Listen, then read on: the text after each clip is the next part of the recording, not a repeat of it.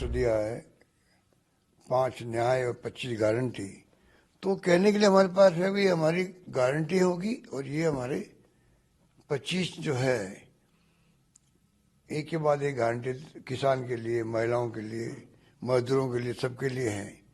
तो आप उसका विश्लेषण कर सकते हैं। आप उससे अच्छी बात कह सकते हैं पब्लिक को। क्या दुख है मैनिफेस्टो को मुस्लिम लीग से जोड़ने का। और मैं समझता हूं कि उनमें कोई दम नहीं है, इनके डेमोक्रेसी में यकीन नहीं है, विश्वास नहीं है, इसलिए विपक्ष को कुछ समझते नहीं। क्वेश्चन मार्क क्यों पैदा हुए हैं कि कल गृह मंत्री जी को, अमित शाह जी को कल अलवर में सफाई देनी पड़ी इसके लिए कि हम कोई समाप्त नहीं करेंगे आरक्षण को। ये नौबती क्यों आ रही है? कई लोग अपोजिशनिस्ट होते हैं कि भाई पता नहीं क्या हुआ कांग्रेस का। इतनी बार 2 बार से ही लोग 25-0 हुआ है यहाँ पर। वो हालात अब नहीं है। अब माहौल कांग्रेस विपक्ष में भी है। अब कितनी सीटें आएगी मैं एकदम नहीं कह सकता, पर चौंकाने वाले परिणाम आ सकते हैं। ऐसा माहौल बनता जा रहा है और हर दिन कांग्रेस पक्ष में माहौल बनता जा रहा है। आप नोट कर लीजिए इस बात को।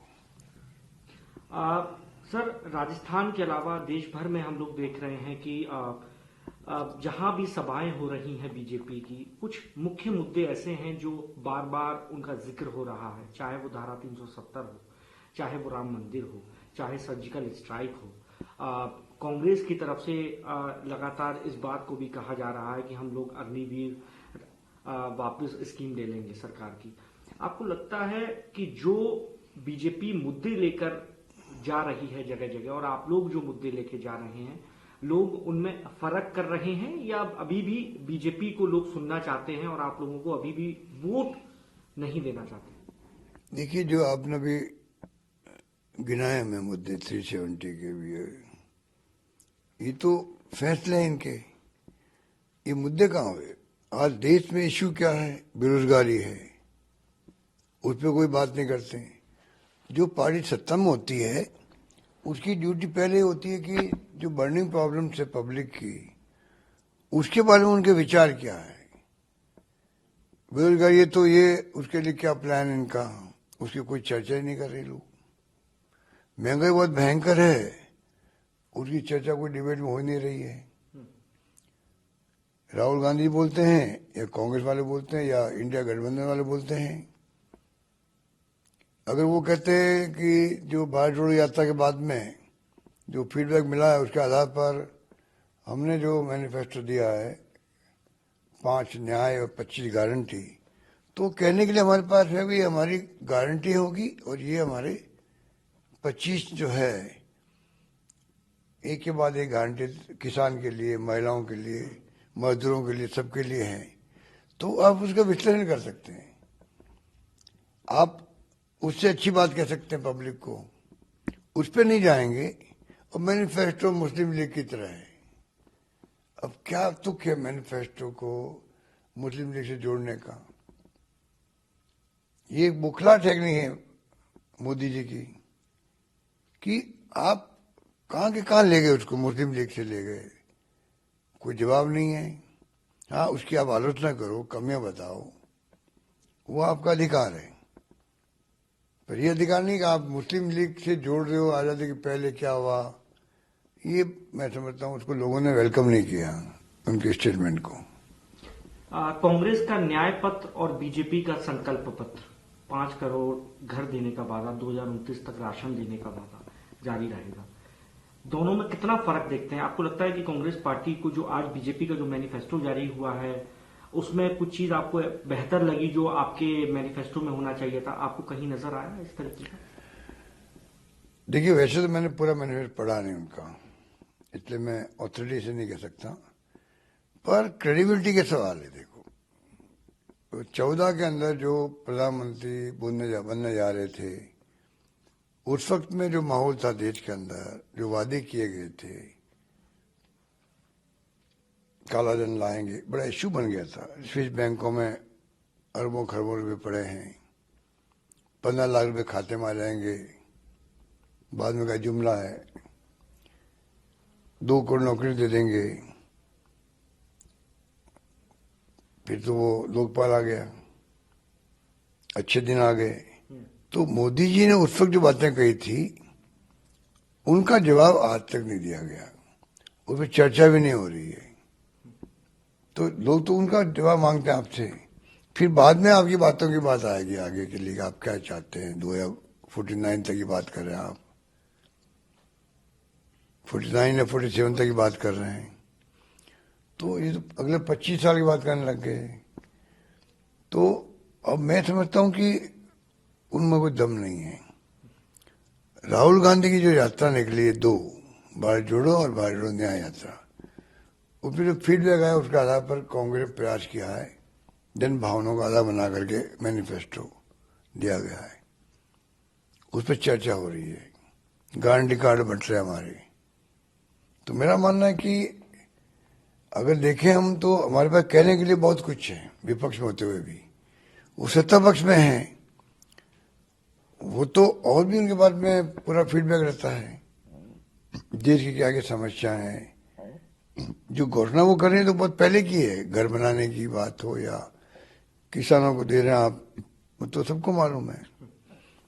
सर, सीए के तहत लोगों को नागरिकता दी जाएगी, यूसीसी देश भर में लागू किया जाएगा, 1 नेशन 1 इलेक्शन एक बहुत बड़ा इशू है सर। ये तमाम बातें जो हैं बीजेपी मैनिफेस्टो में आज रही।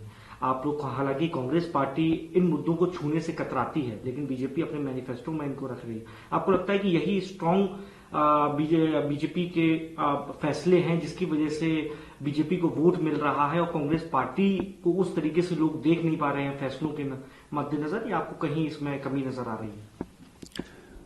नहीं, मेरा मानना है कि इनके डेमोक्रेसी में यकीन नहीं है, विश्वास नहीं है, इसलिए विपक्ष को वो समझते नहीं है।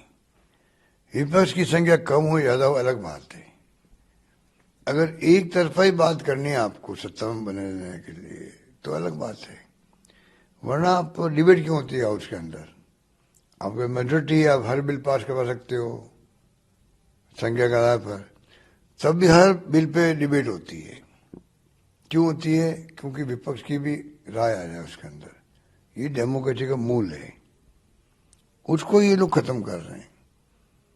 इसलिए चुनाव भारी बहुमत जीत जाए तो ये जो माहौल बन गया देश के अंदर कि आगे चुनाव होंगे कि नहीं होंगे, ये चिंता लगी लोगों को।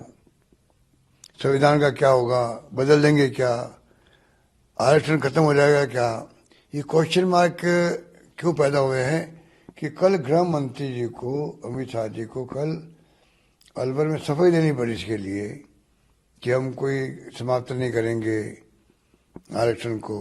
ये नौबती क्यों आ रही है? सर, प्रधानमंत्री, आप लोग क्योंकि जिस तरीके से लोगों तक अपनी न्याय पत्र की बात कर रहे हैं, प्रधानमंत्री आपके न्याय पत्र को लेकर कहते हैं कि इस तरीके के अनाउंसमेंट कांग्रेस पार्टी कर रही है जिसपे खुद कांग्रेस के नेता जो है वो हंस रहे हैं, इस तरीके के स्ट्रॉन्ग शब्दों का इस्तेमाल कर रहे हैं।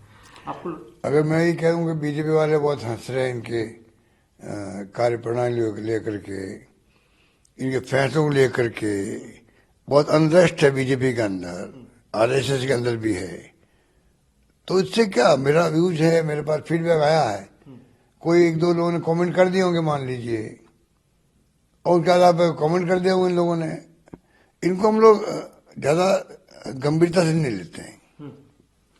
सर, क्योंकि 400 पार का नारा बीजेपी की तरफ से दिया गया है, क्या कांग्रेस पार्टी कोई आंकड़ा अभी तक अपने पास या किसी सर्वे में हासिल कर पाई है कि कांग्रेस या इंडिया अलायंस कितनी सीटों पर विजयी प्राप्त करेगा? कोई आकलन आप लोग कर रहे हैं? क्योंकि बीजेपी तो खुलकर 400 पार का नारा देती, लेकिन कांग्रेस या कोई भी इंडिया अलायंस का नेता अपनी तरफ से कोई आंकड़ा जनता के बीच में नहीं रख पाया कि हम इतनी सीटों पर विजयी प्राप्त होंगे। कहीं ना कहीं इनसिक्योरिटी है इंडिया अलायंस में या कांग्रेस पार्टी के अंदर? देखिए, ये जुमलाबाजी होती है चुनाव के अंदर लोगों को भ्रमित करने के लिए। ये पहले मैंने देखा, मेरा अनुभव कहता है कि मैं गुजरात का इंचार्ज था, तो अमित शाह जी उस वक्त में कई बार बोल चुके थे कि मिशन 150 और 97 पे आके रुक गए। तो ये कहना बड़ा आसान है, अगली बार 400 पार, 400 पार तो छोड़िए, हालात जो बनते जा रहे हैं उसमें आश्चर्य की बात नहीं कि परिणाम चौंकाने वाले आएंगे, तब मैं कह सकता हूँ। अब किस हद तक इसको चौंकाएंगे वो टाइम बताएगा। पार्टी के तमाम प्रवक्ता हैं जो एक एक कर जो है बीजेपी में शामिल हो रहे हैं और इस बात पर भी वो लोग कह रहे हैं कि कांग्रेस के अंदर हमारी बात नहीं सुनी गई, कांग्रेस पार्टी की कोई विजन नहीं है, इस तरीके की बातें कही। आप किस तरीके से इस सबको देख रहे हैं? देखिए, एक तो कारण वही है ईडी, इनकम टैक्स, सीबीआई, जो वॉशिंग मशीन लगी हुई इनके यहाँ पर, उसको एक्सप्लेन करने की जरूरत नहीं मुझे। अजीत पवार जी इसके सबसे बड़े उदाहरण हैं। मोदी जी ने क्या कहा उनके बारे में, वो वित्त मंत्री और डिप्टी सीएम बन गए, एनसीपी, तो इसलिए वो एक्सप्लेन मैं क्या करूं। पर जो दबाव है ईडी, इनकम टैक्स, सीबीआई का, कई लोग तो डर के मारे जा रहे हैं। कई लोग अपोजिशनिस्ट होते हैं कि भाई पता नहीं क्या होगा कांग्रेस का। जिनकी विचारधारा में प्रतिबद्धता है वो कभी नहीं जाएगा, चाहे वो सत्ता में हम रहें या नहीं रहें। हमारी नीति है, हमारे कार्यक्रम, हमारे सिद्धांत जो है गांधी जी के वक्त के, उसका मुकाबला कोई नहीं कर सकता। और आज भी राष्ट्रीय पार्टी कांग्रेस पार्टी, जिसकी 6 लाख गांवों में चौकियां होगी, इकाइयां होगी किसी किसी रूप के अंदर, और ये राष्ट्रीय पार्टी सत्ता में जरूर आ गई है परंतु कई जगह इनका वजूद भी नहीं है। पर हमारा मानना, देश का डीएनए और कांग्रेस का डीएनए एक सा है। अल्टीमेटली देश को कांग्रेस की तरफ देखना पड़ेगा, आज नहीं तो कल, ये है।